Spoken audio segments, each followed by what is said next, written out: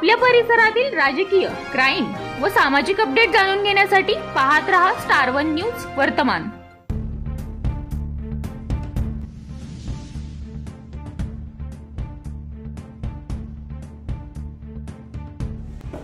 आपल्याला काय पद भरायचे,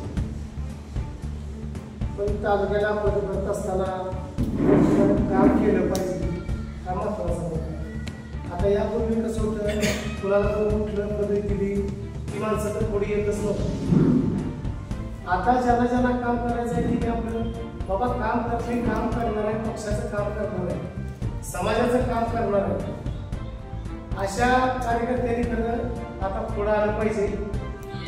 पण ज्याला काम होत नसेल त्यांनी खरं कार्यकर्ता म्हणून राहायला काय अडचण नाही। आता पक्ष हा एक समुद्रासारखा पक्ष आहे, आपण प्रत्येकाने काम करायला काय अडचण नाही।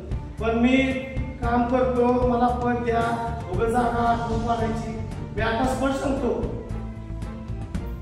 ज्याने पद घ्यायचे ती त्यांनी करेक्ट काम करायचं। त्यांच्या आशीर्वादाने तसेच डॉक्टर बाबासाहेब आंबेडकर यांचे नातू प्रकाश आंबेडकर साहेब हे जरी बाबासाहेबांनी संविधान लिहिलं असेल तर त्या संविधानाचं पाठ राखण म्हणून प्रकाश आंबेडकर करतात। कुणाला कुठल्या दुसरं कुणाला काही सुचलेलं नाहीये, फक्त वंचितचे प्रकाश आंबेडकरच ती पाठराखण करू शकतात, त्याच्या मागे दुसरं कोणी करू शकत नाही। कारण त्यांच्यावरती आम्ही सुद्धा दुसऱ्या पक्षाचं काम केले, पण ती मतलबी पक्ष आहे आणि बहुजन समाज या समाजाचं राखण करणारा आपलाच तो प्रकाश आंबेडकर आहे। त्यांना काय दुसरं काय कुठं काय मिळत नव्हतं का? वकीलदारी केली असती नाही, परंतु माझे सुद्धा कार्यकर्त्यांवर अन्याय होतोय। मागे झालेला परभणीचा प्रकार आहे, त्या मुलाला मारहाण करून तो मुलगा पोलीस स्टेशनच्या आहारी गेला तरी तिथे तिची मौत झाली, परंतु त्याला न्याय मिळण्यासाठी फक्त एकच माणूस लढतो या प्रकाश आंबेडकर। कारण का आपल्या समाजाला जर तारण्यासाठी जर करत असेल तर त्याच्याशिवाय पर्याय नाही आपल्याला। मागे एवढा सगळा प्रकार झाला, सांगलीचा प्रकार झाला, शंकर माने साहेब यांनी काही चुकीच केलेलं नाहीये, प्रशासनाने जागा करून प्रशासन जागा होत नाही, किती पत्र द्यायची त्यांनी सगळं पुरावा लावले तरी सुद्धा त्यांची डोळे उघडत नाही। बाबासाहेब जर कायद्यात जात होते, कायद्याची शिडी होती, पण ते कायद्याची शिडी जर मोडत असेल प्रशासन तर ही घटना घडणं गरजेचं आहे। आणि हे आवाज जर उठवला असेल तर शंकर माने साहेबांनी या सांगली जिल्ह्यात प्रथमच आवाज उठवलेला आहे। यात काय सडेतोड उत्तर आहे, आणि सडेतोड उत्तर जर असेल तर बहुजन समाज आपल्या मागे येणार आहे। आज बहुजन समाज जर गावागावी जर असेल तर 65% ते 70% लोक आहेत, तर बहुजनाची जर पाठराखण करेल, बहुजन समाज आपल्या असे जवळ आला तर आपल्याला सर्व समाज आणि नुसता बौद्ध समाज आणि मातंग समाज जर जवळ झाला तर याच्यावर राजकारण होत नाहीये। तर त्यासाठी इथला 18 पगड जाती येत्या, त्यामध्ये जाती जवळजवळ 6,500 जाती आहेत। त्या 6,500 जाती जर आपण एकत्र घेऊन आलो तर याला वेळ लागत नाहीये। प्रकाश आंबेडकर याला वेळ लागत नाही, प्रकाश आंबेडकर ही पाठ राखण आपला आहे। मग त्या माणसाला जर निवडून द्यायचं असेल तर पुन्हा द्यायचं, चोरांना द्यायचं का? या चोरांची पाठ राखण आपण किती दिवस करणार? पंचायत समिती खातोय, ग्रामपंचायत निधी खातोय, कुठला निधी कुठे आपण ठेवलेला आहे?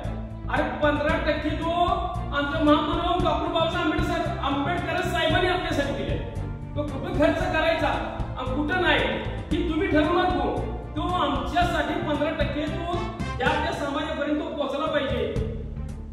ओबीसीचा काय असेल निधी तो ओबीसी पर्यंत गेला पाहिजे, तो ओबीसीचा निधी दुसरीकडे वळवत असेल तर ह्याच्यावरती पाठ राखणं आपल्या पक्षाच्या माणसांनाच केली पाहिजे, त्याचा आराखडा सगळा संपूर्ण काढला पाहिजे।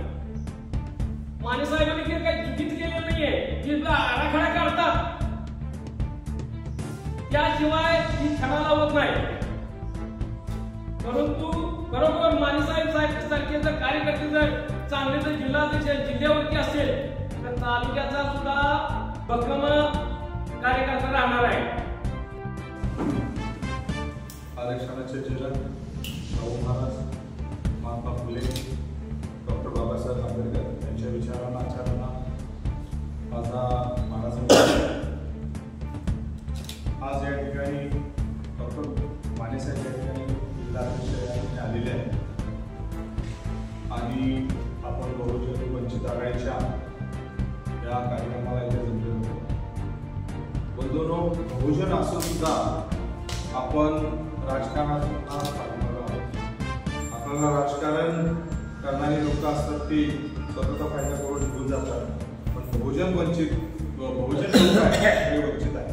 म्हणून बाळासाहेबांनी बहुजन वंचित आघाडी हा आपला पक्ष स्थापन केलेला आहे. आज मला असं वाटतं सांगली जिल्ह्यामध्ये बऱ्याच गावातून आपल्या खानापूर तालुक्यातून लोक या ठिकाणी आलेले आहेत.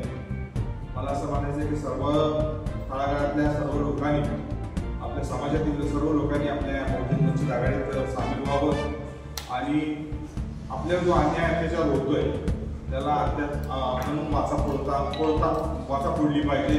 त्यावर आपले अधिकार, आपले हक्क जे आहेत ते आपण शासनाकडूनही त्यांच्याशी दोन हात करून आपण मिळवून घेतले पाहिजे. बंधूंनो, मी जास्त काही बोलणार नाही. आपल्याला वंचित बहुजन आघाडीची जी पक्ष जो आहे मोठा करायचा आहे. ग्रामीण भागातल्या प्रत्येक जाती धर्मातल्या लोकांचं आपल्याला प्रश्न सोडवायचे आहे आणि मला त्यांना सक्षम करायचं आहे. सामाजिक, आर्थिक, शैक्षणिक विकास व्हावा उभा राहतो. त्यासाठी आपण काय व्हावं, त्यांच्या मागे कसे त्यांना न्याय देता आला पाहिजे, आपलं घर सुद्धा चाललं पाहिजे, त्यांना न्याय सुद्धा देता आला पाहिजे. या दृष्टिकोनातून कुठं लक्ष दिलं पाहिजे. दुसरा विषय असा की काही अजून काय लोकांनी काय हे केलेलं आहे त्याच्यावर सुद्धा जरा विचार करून जरा ते होत आहे ना मला इथं ते एखादा बसून त्या लोकांना न्याय देण्याचा बाबा काय तर प्रयत्न केला पाहिजे. अजून विद्यार्थ्या नगरपालिकेनं अन्याय करतात काही लोकांकडून. अजून ह्या भागात कुठं गटरीची समस्या आहे त्या किंवा भरपूर असे प्रश्न आहेत.